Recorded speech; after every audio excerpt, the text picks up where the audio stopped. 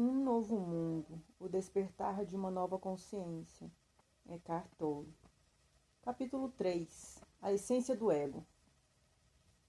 A maioria das pessoas está tão identificada com a voz dentro da própria cabeça, o fluxo incessante de pensamento, involuntário e compulsivo e as emoções que os acompanham, que podemos dizer que esses indivíduos estão possuídos pela mente. Quem se encontra inconsciente disso, acredita que aquele que pensa é quem ele é. Essa é a mente egóica. Chamo-a de egóica porque existe uma percepção do eu, do ego, em todos os pensamentos, lembranças, interpretações, opiniões, pontos de vista, reações, emoções. Isso é inconsciência, espiritualmente falando. O pensamento, o conteúdo da mente, é condicionado pelo passado, pela formação, pela cultura, pelos antecedentes familiares, etc. O núcleo central de toda a atividade mental consiste em determinados pensamentos, emoções e padrões reativos, repetitivos e persistentes, com os quais nos identificamos com mais intensidade. Essa entidade é o próprio ego. Na maioria dos casos, quando dizemos eu, é o ego que está falando, e não nós, como temos observado. O ego compõe-se de pensamentos e emoções de uma série de lembranças que reconhecemos como eu e minha história, de papéis habituais que desempenhamos sem saber e de identificações coletivas, como nacionalidade, religião, raça, classe social e orientação política. Ele contém ainda identificações pessoais não só com os bens, mas com opiniões, aparência exterior, ressentimentos antigos e conceitos sobre nós mesmos como melhores do que os outros ou inferiores a eles, como pessoas bem-sucedidas ou fracassadas. O conteúdo do ego varia de pessoa para pessoa. No entanto, todo ego funciona de acordo com a mesma estrutura. Em outras palavras, os egos diferem apenas na superfície. No fundo, eles são iguais. De que maneira são semelhantes? Eles existem à custa da identificação e da separação. Quando vivemos por meio do eu construído pela mente, que se constitui de pensamentos e de emoções do ego, a base da nossa identidade é precária porque os pensamentos e as emoções são, por sua própria natureza, efêmeros, instáveis. Assim, todo ego está continuamente lutando pela sobrevivência, tentando se proteger e aumentar de tamanho. Para sustentar o pensamento do eu, ele precisa de algo oposto, que é o pensamento, o outro. O eu conceitual não consegue sobreviver sem o outro conceitual. Os outros são, sobretudo, os outros quando os vemos como inimigos. Numa extremidade da escala desse padrão egóico de consciência, situa-se o hábito compulsivo de encontrarmos defeitos nas pessoas e nos queixarmos delas. Jesus referiu-se a isso quando disse: por que vês tu o argueiro no olho do teu irmão e não reparas na trave que está no teu olho? No outro extremo da escala encontram-se a violência física entre indivíduos e as guerras entre países. Embora na Bíblia a pergunta de Jesus permaneça sem resposta, ela é, sem dúvida, porque quando critico ou condeno o outro, sinto-me maior, superior. Queixas e ressentimentos. Queixar-se é uma das estratégias prediletas do ego para se fortalecer. Cada reclamação é uma pequena história que a mente cria e na qual acreditamos inteiramente. Não importa se ela é feita em voz alta ou apenas em pensamento. Alguns egos, que talvez não tenham muito mais com o que se identificar, sobrevivem apenas com queixas. Quando estamos presos a um ego, Assim, reclamar, sobretudo de alguém. Quando estamos presos a um ego assim, reclamar, sobretudo de alguém, é algo habitual e, é claro, inconsciente, o que mostra que não sabemos o que estamos fazendo. Uma atitude típica desse padrão é aplicar rótulos mentais negativos às pessoas, seja na frente delas ou, como é mais comum, falando sobre elas com alguém ou até mesmo apenas pensando nelas. Xingar é o modo mais rude de atribuir esses rótulos e de mostrar a necessidade que o ego tem de estar certo e triunfar sobre os outros. Idiota, desgraçado, prostituta, todas essas afirmações definitivas contra as quais não se pode argumentar. No nível seguinte, descendo pela escala da inconsciência, estão os gritos. Não muito abaixo disso se encontra a violência física. O ressentimento é a emoção que acompanha a queixa e a rotulagem mental dos outros. Ele acrescenta ainda mais energia ao ego. Ressentir-se significa ficar magoado, melindrado ou ofendido. Costumamos nos sentir assim em relação à cobiça das pessoas, à sua desonestidade, à sua falta de integridade, ao que estão fazendo no presente, ao que fizeram no passado, ao que disseram, ao que deixaram de dizer, à atitude que deveriam ou não ter tomado. O ego adora isso. Em vez de detectarmos a inconsciência nos outros, nós a transformamos em sua identidade. Ao invés de detectarmos a inconsciência nos outros, nós a transformamos em sua identidade. Quem é o responsável por isso? Nossa própria inconsciência, o ego. Algumas vezes a falta que apontamos em alguém nem mesmo existe.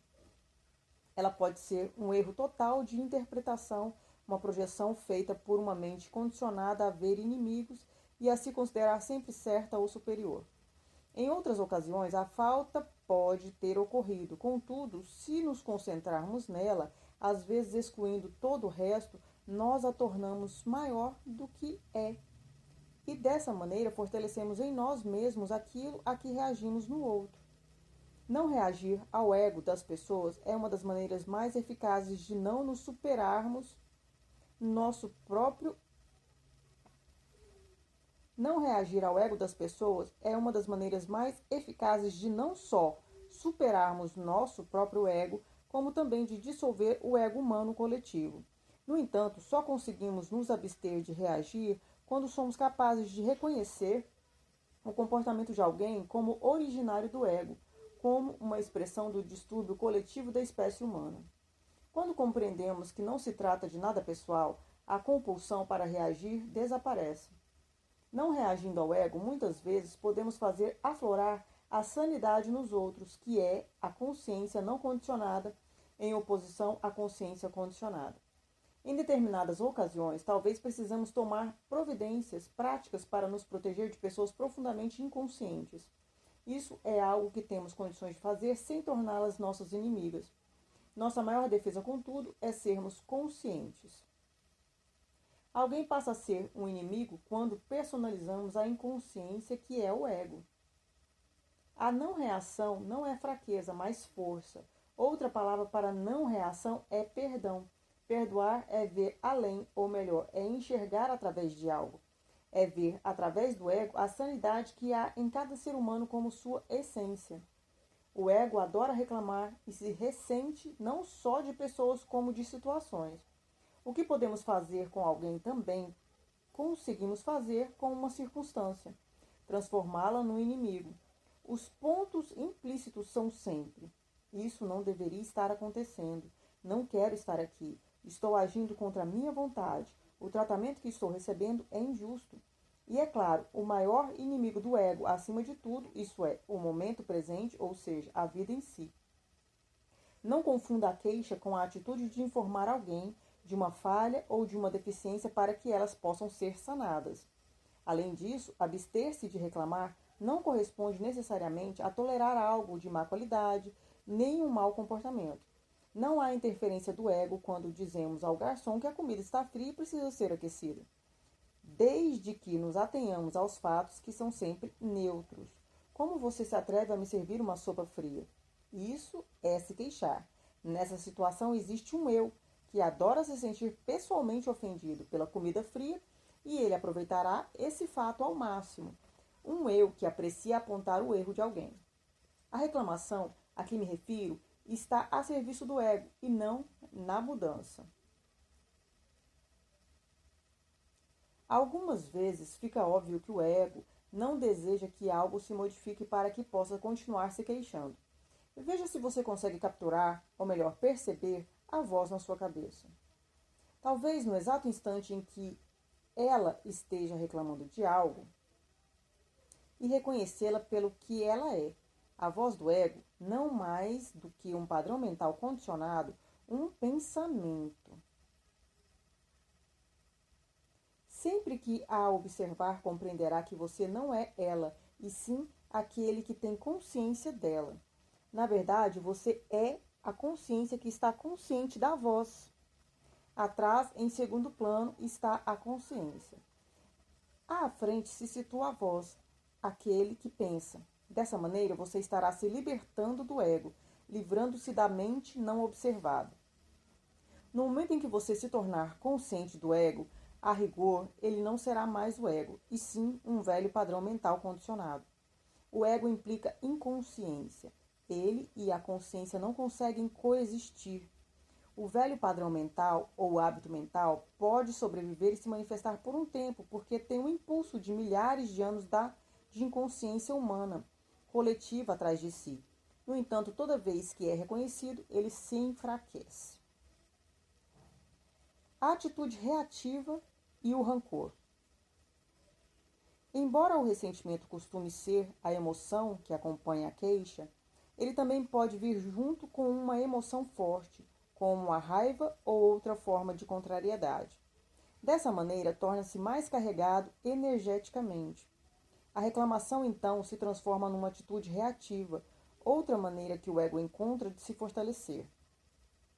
Existem muitas pessoas que sempre estão esperando pela próxima coisa contra a qual reagir, para que possam se sentir irritadas ou perturbadas, e nunca demora muito até que encontrem o que procuram.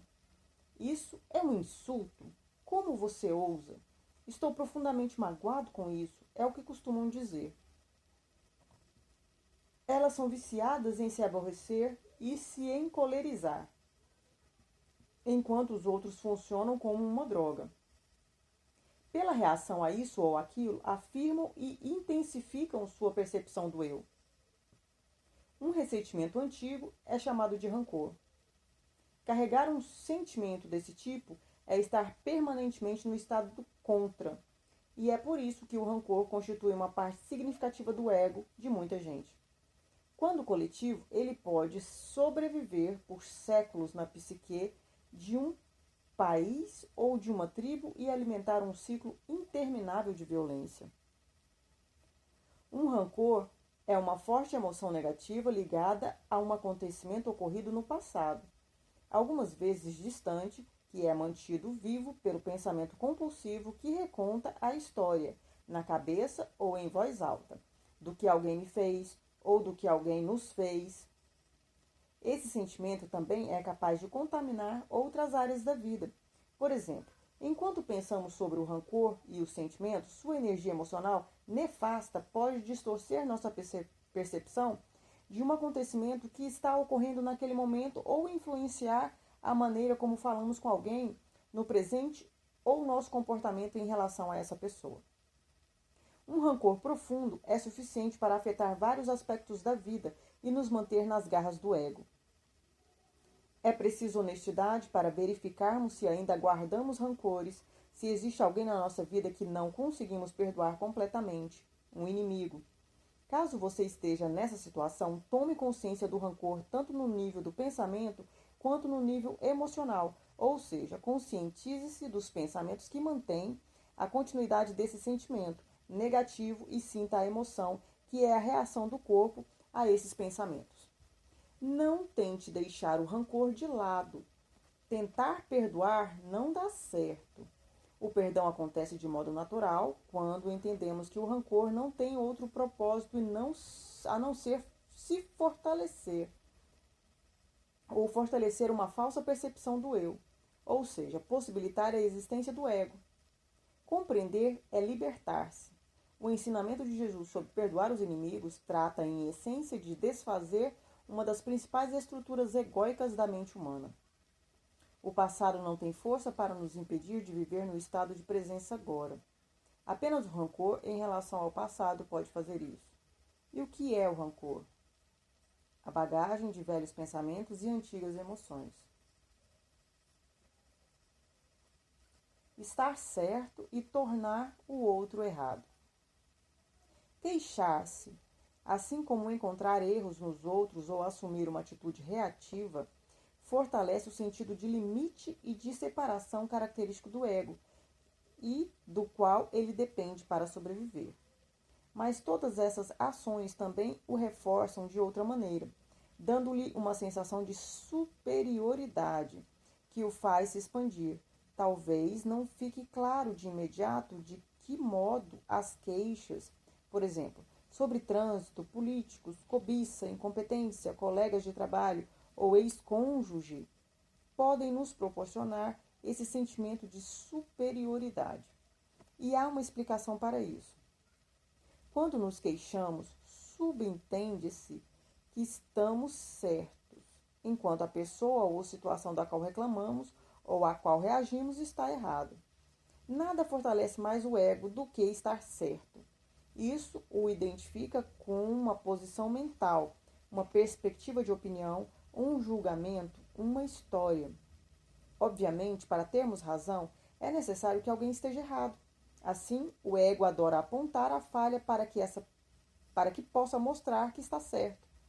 Em outras palavras, precisamos fazer com que os outros estejam equivocados para nos sentirmos mais fortes do que somos. Assim, como uma pessoa também, uma situação pode ser considerada errada por meio de queixas e de algum tipo de reação, atitudes que sempre deixam subentendida a ideia. Isso não deveria estar acontecendo. Estarmos certos nos coloca numa posição de superioridade moral e imaginada em relação à pessoa ou à situação que está sendo julgada. É esse sentimento de superioridade que o ego adora e por meio do qual se destaca. Em defesa de uma ilusão. Vamos considerar os fatos que são inquestionáveis. Por exemplo, se você disser: a luz se desloca mais rápido do que o som, e alguém afirmar o contrário, é óbvio que você está certo e a pessoa está errada. A simples observação de que o raio precede o trovão confirma isso. Portanto, você não está apenas certo, como sabe que tem razão. Será que o ego está envolvido nisso? Talvez, mas não necessariamente. Se você está apenas afirmando algo que sabe estar correto, não há participação do ego, porque não há identificação. Identificação com o quê? Com a mente, com a posição mental. Porém, essa identificação pode se insinuar com a maior facilidade. Se você se surpreender dizendo: acredite em mim, eu sei, ou por que você nunca acredita em mim? É porque o ego já se pronunciou. Ele se esconde na palavra mim, uma simples afirmação. A luz é mais rápida do que o som. Embora verdadeira, agora está a serviço da ilusão do ego. Ela foi contaminada com um falso sentimento de eu, tornou-se personalizada, convertida numa posição mental. O eu sente-se inferiorizado ou ofendido porque alguém não acredita no que ele disse. O ego leva tudo para o lado pessoal. Surge a emoção, assim como a atitude defensiva, talvez até a agressão. Estamos defendendo a verdade? Não, a verdade nunca precisa de defesa. Nem a luz, nem o som se importam com o que eu, você ou qualquer outra pessoa pense. Estamos protegendo a nós mesmos ou então a ilusão de nós mesmos, o substituto produzido pela mente. Seria ainda mais apropriado dizer que a ilusão está resguardando a si mesma. Se até o terreno simples e direto dos fatos está sujeito à distorção e à ilusão egóica, o que dizer do menos tangível campo das opiniões, pontos de vistas e julgamentos, todos eles formas de pensamento que podem facilmente adquirir um sentimento de eu. Todo ego confunde opiniões e pontos de vista com fatos. Além disso, nenhum ego consegue estabelecer a diferença entre um acontecimento e sua reação a ele. O ego é sempre um mestre da percepção seletiva e da interpretação distorcida. Apenas por meio da consciência e não do pensamento, somos capazes de diferenciar entre fato e opinião. Somente por intermédio da consciência, uma pessoa consegue ver o seguinte: esta é a situação e aqui está a raiva que sinto dela. Depois compreende que existem outras formas de abordar aquela circunstância e maneiras diferentes de entendê-la, de lidar com ela. Só com o uso da consciência conseguimos ver a totalidade da situação ou da pessoa em vez de adotarmos um ponto de vista limitado. Verdade, relativa ou absoluta.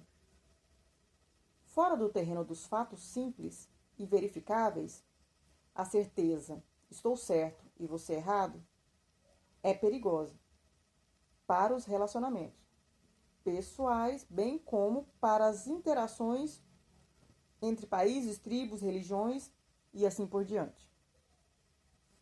No entanto, se o fato de sustentarmos que estamos certos e os outros errados é uma das maneiras que o ego tem de se sentir fortalecido, se é um distúrbio mental que perpetua a separação e o conflito entre os seres humanos, isso significa que não existem comportamentos, atos nem credos certos ou errados. Verdade? E não seria isso o relativismo? A crença de que não existe uma verdade absoluta para guiar o comportamento humano? Que alguns ensinamentos cristãos contemporâneos consideram um grande mal da nossa época? A história do cristianismo é um exemplo básico de como a crença de que estamos na isolada posição de detentores da verdade, ou seja, certos, pode corromper nossas ações e nossos comportamentos ao ponto da insanidade. Durante séculos, torturar e queimar pessoas vivas, caso sua opinião divergisse, até mesmo da forma mais superficial da doutrina da Igreja, ou de interpretações estreitas das Escrituras, a verdade, eram consideradas atitudes corretas porque as vítimas estavam erradas. Elas estavam tão equivocadas que precisavam ser mortas. A verdade tinha mais importância do que a vida humana. E o que era a verdade? Uma história em que todos tinham de acreditar, ou seja, um punhado de pensamentos. No grupo de 1 milhão de pessoas que Pol Pot, o ex-ditador do Camboja, mandou matar, encontravam-se todos os que usavam óculos. Por quê? Porque para ele, a interpretação marxista da história era a verdade absoluta. E de acordo com a sua versão da verdade, aqueles que usavam óculos pertenciam à classe instruída. Eram os burgueses, os exploradores, os camponeses. Eles precisavam ser eliminados para dar espaço a uma nova ordem social. A verdade dele era também um punhado de pensamentos. A Igreja Católica e outras religiões estão certas quando apontam o relativismo como um dos demônios do nosso tempo. No entanto, não encontraremos a verdade absoluta se a procurarmos onde ela não está, em doutrinas, ideologias, conjuntos de leis ou histórias. O que todas essas coisas têm em comum? Elas se constituem de pensamentos. Na melhor das hipóteses, o pensamento indica a verdade. Contudo, nunca é a verdade. É por isso que os budistas dizem que o dedo apontando para a lua não é a lua. Todas as religiões podem ser falsas e verdadeiras, dependendo de como as usamos. Cabe a nós colocá-las a serviço do ego ou da verdade. Se acreditarmos que apenas nossa religião é a verdade, nós a estamos utilizando em prol do ego. Empregado dessa maneira, o credo torna-se uma ideologia e cria uma sensação ilusória de superioridade, assim como de divisão e conflito entre as pessoas. Quando trabalham para a verdade, os ensinamentos religiosos representam pontos de sinalização ou mapas que as pessoas conscientes deixam no caminho para nos ajudar a despertar espiritualmente, isto é, a nos tornarmos livres da identificação com a forma. Existe apenas uma verdade absoluta, e todas as outras verdades emanam dela. Quando a encontrarmos, nossas ações acontecem em sintonia com ela. A ação humana pode refletir a verdade ou a ilusão. Será que é possível colocar a verdade em palavras? Sim. Porém, as palavras não são a verdade, elas apenas indicam. A verdade é inseparável de quem nós somos. Sim, você é a verdade. Sempre que a procurar em outro lugar, acabará decepcionado. O próprio ser, que é você, é a verdade. Jesus tentou mostrar isso quando disse: Eu sou o caminho, a verdade e a vida. Essas palavras são um dos mais poderosos e diretos indicadores da verdade, desde que entendidas corretamente.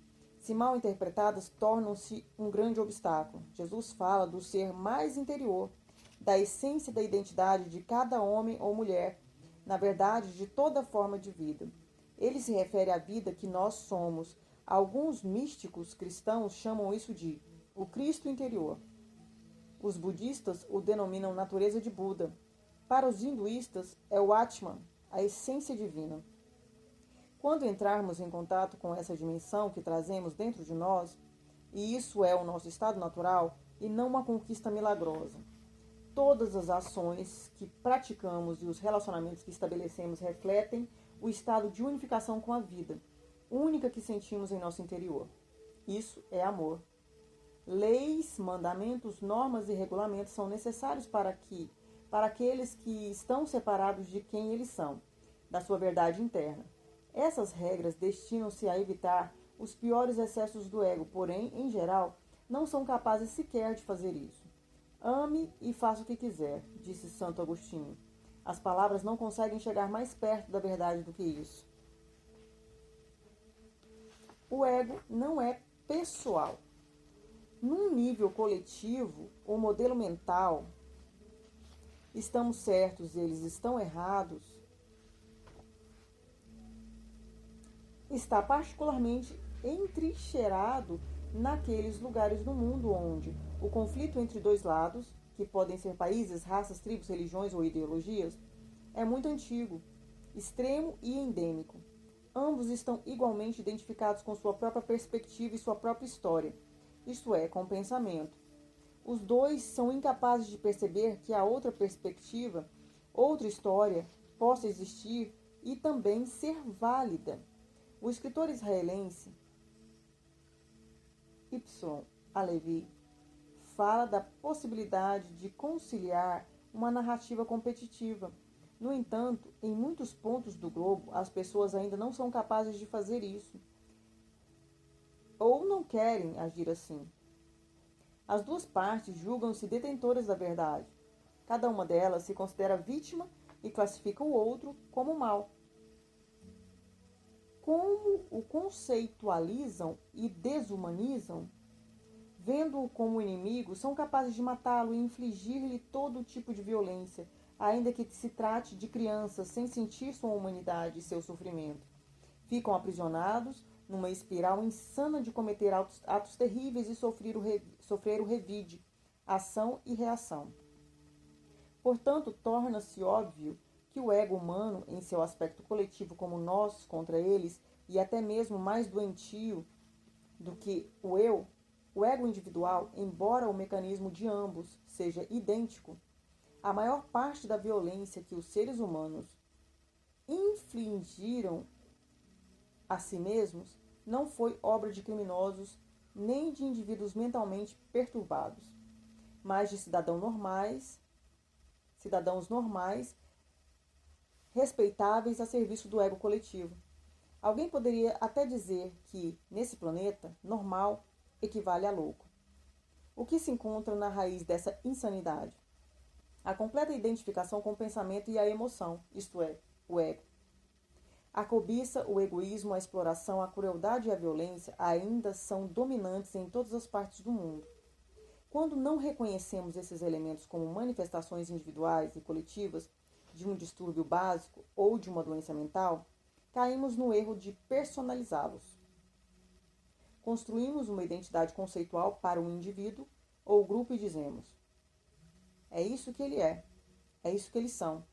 Sempre que confundimos o ego que detectamos em alguém com sua identidade, isso é obra do nosso próprio ego, que usa essa interpretação errônea para se fortalecer, mostrando que está certo e que, portanto, é superior. Ele também faz isso reagindo com condenação, indignação e geralmente raiva em relação ao inimigo percebido. Tudo isso lhe proporciona imensa satisfação, fortalece a sensação de separação entre nós e o outro, cuja alteridade, isso é, a natureza ou condição do que é outro, do que é distinto, aumenta a tal ponto que já não conseguimos sentir sua humanidade, nem suas raízes na vida única que compartilhamos com cada ser humano, a divindade que temos em comum. Os padrões egóicos específicos a que reagimos com mais intensidade em alguém e que classificamos erroneamente como sua identidade tendem a ser idênticos aos nossos. No entanto, ou somos incapazes de vê-los ou não queremos detectá-los em nós. Nesse sentido, temos muito a aprender com nossos inimigos. O que existe neles que mais nos incomoda ou perturba? O egoísmo? A cobiça? A necessidade de poder e controle? A falta de sinceridade? A desonestidade? A propensão à violência? O quê? Qualquer coisa da qual nos ressentimos no outro e à qual reagimos com intensidade também existe em nós, mas não é mais do que uma forma do ego e, como tal, é impessoal. Ela não tem nada a ver com quem a pessoa é, nem com quem nós somos. Somente se a confundirmos com nossa identidade, ela pode representar uma ameaça à nossa percepção do eu. A guerra é um modelo mental. Em determinados casos, precisamos nos proteger ou defender uma pessoa dos atos prejudiciais de alguém. No entanto, temos que ter cuidado para não transformar isso numa missão de erradicação do mal, uma vez que provavelmente nos converteremos na própria coisa que estamos combatendo. Lutar de modo inconsciente pode nos levar à inconsciência. Há a possibilidade de que a inconsciência, o comportamento egóico desajustado, nunca seja vencida pelo ataque.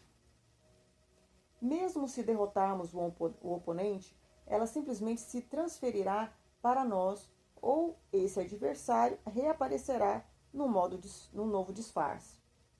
Nós fortalecemos tudo aquilo que combatemos, enquanto todas as coisas a que resistimos persistem. Hoje em dia ouvimos com frequência a expressão: a guerra contra isso ou aquilo. Onde quer que eu a ouça, sei que está condenada ao fracasso.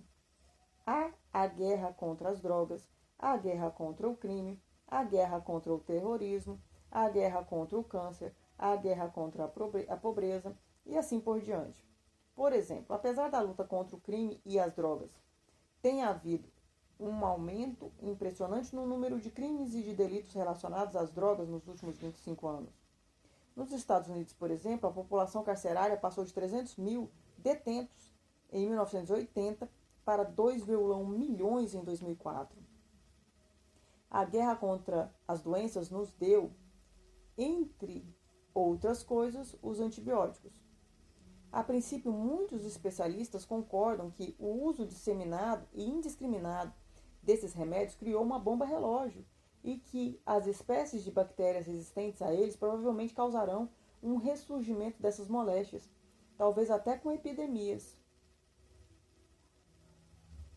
O Journal of the American Medical Association diz que nos Estados Unidos o tratamento médico é a terceira maior causa de morte depois dos males cardíacos e do câncer.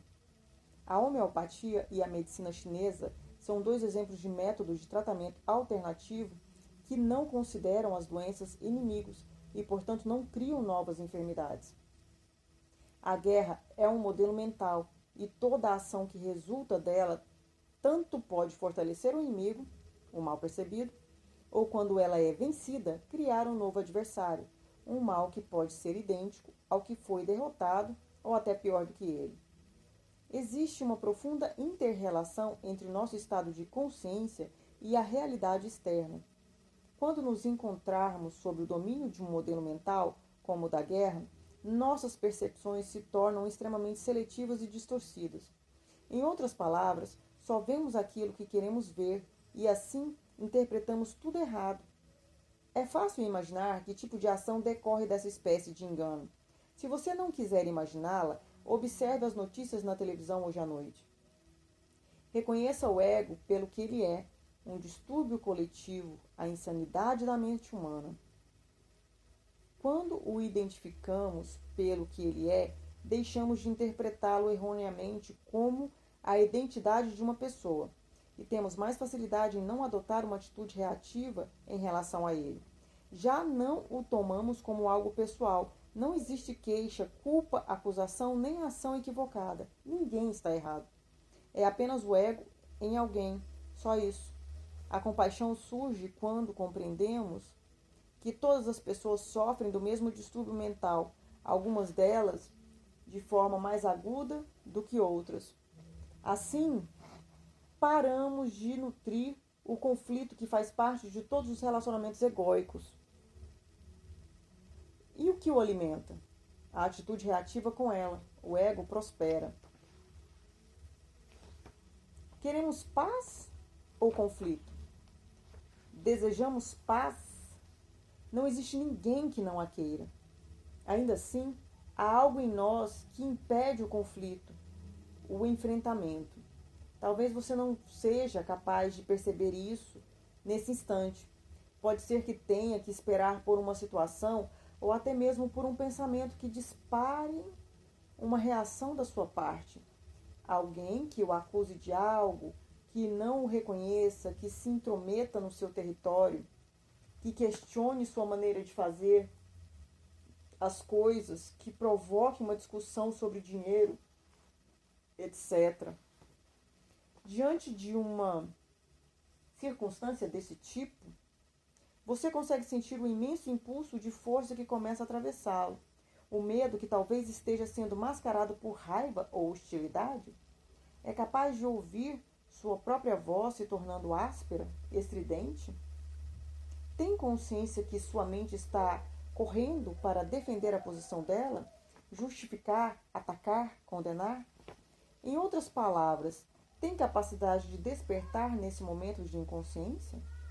Sente que algo em você está em guerra? Alguma coisa que se vê ameaçada e quer sobreviver a todo custo? Que precisa de confronto para afirmar a própria identidade como personagem vitorioso dentro dessa produção teatral? Consegue sentir que existe algo em você que preferiria estar certo a estar em paz? Além do ego, nossa verdadeira identidade. Quando o ego está em guerra, saiba que isso não passa de uma ilusão que está lutando para sobreviver. Essa ilusão pensa ser nós.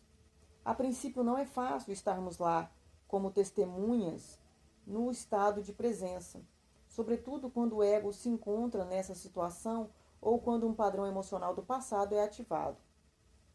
No entanto, depois que sentimos o gosto dessa experiência, nosso poder de atingir o estado de presença começa a crescer e o ego perde o domínio que tem sobre nós. E assim chega à nossa vida um poder que é muito maior do que o ego, maior do que a mente.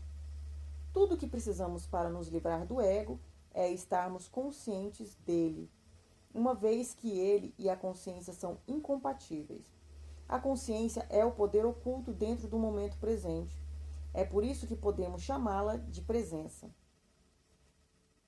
A propósito supremo da existência humana, isto é, de cada um de nós, é trazer esse poder ao mundo. Esse é o propósito. E é também por isso que nossa libertação do ego não pode ser transformada numa meta a ser atingida em algum ponto no futuro. Somente a presença é capaz de nos libertar dele, pois só podemos estar presentes agora e não ontem nem amanhã.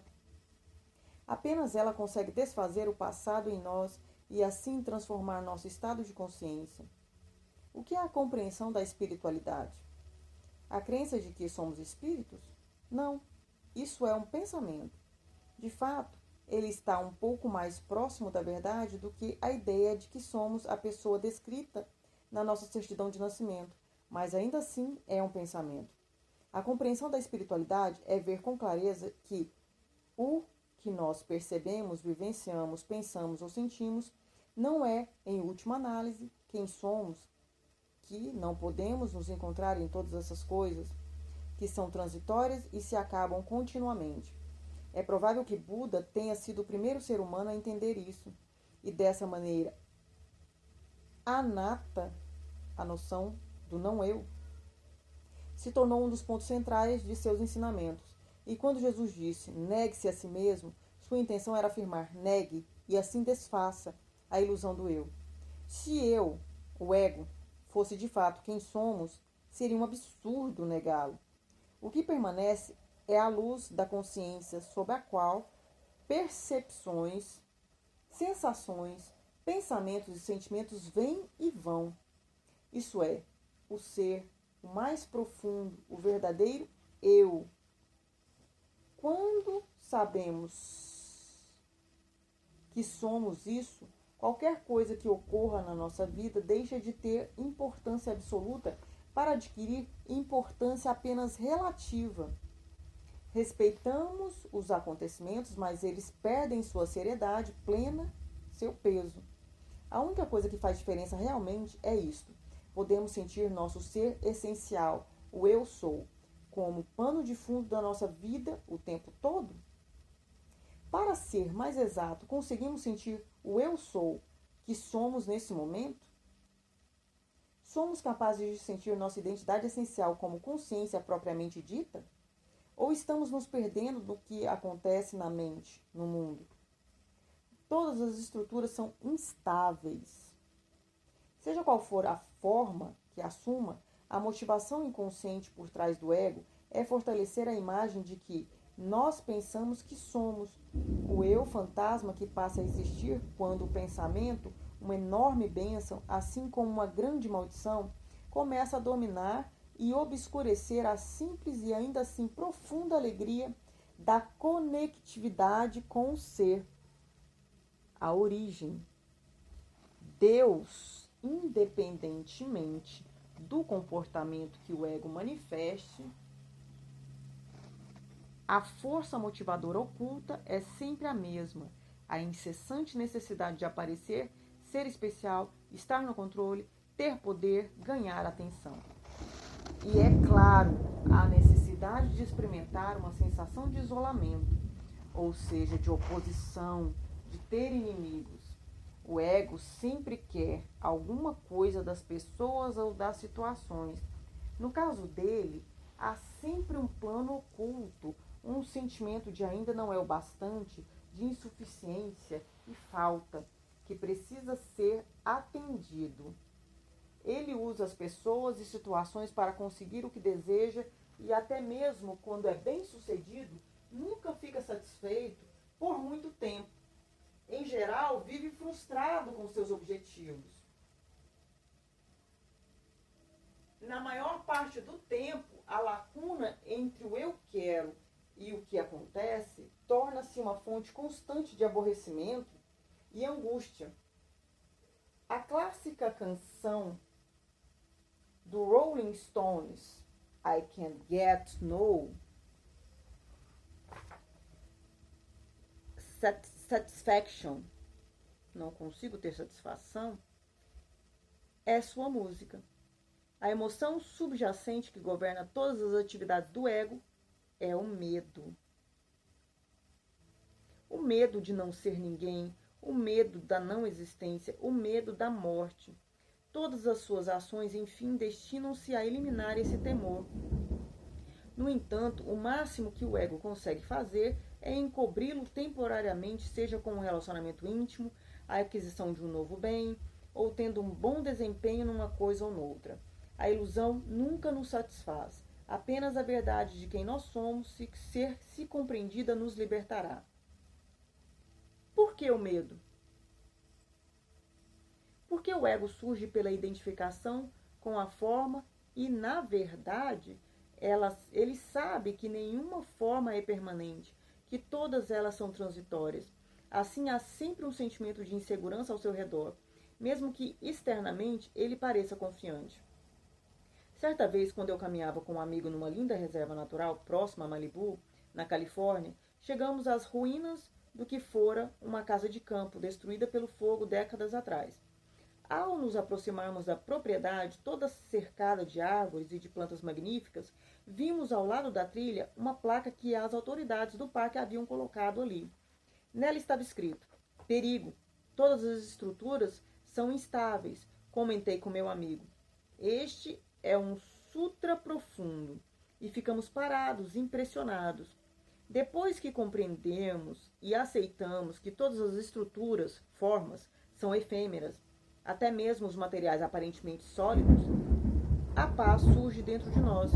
Isso acontece porque o reconhecimento da impermanência de todas as formas nos desperta para a dimensão do que não tem forma no nosso interior, o que está além da morte. Jesus chamou isso de vida eterna. A necessidade do ego de se sentir superior.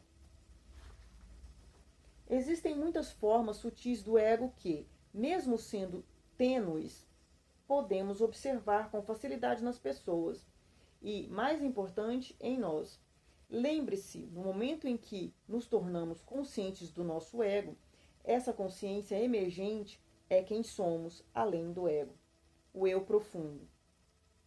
O reconhecimento do falso já é o surgimento real.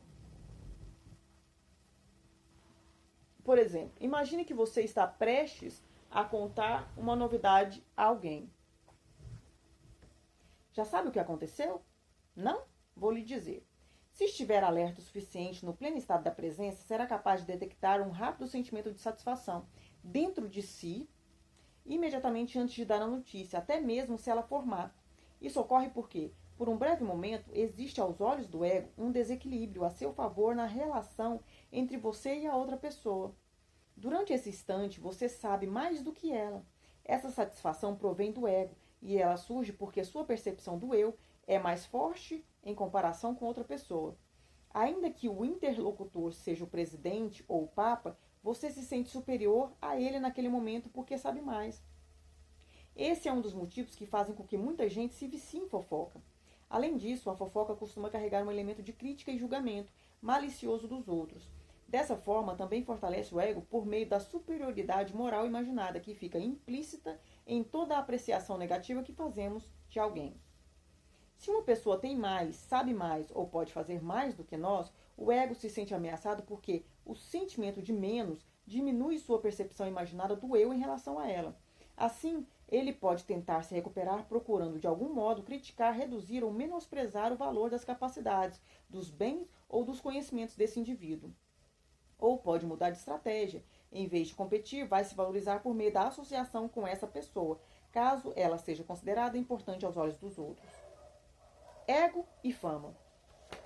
O fenômeno bem conhecido de citar nomes, a menção casual de pessoas que conhecemos, faz parte da estratégia do ego para ganhar uma identidade superior aos olhos dos outros e, portanto, aos seus próprios olhos mediante associação com alguém importante.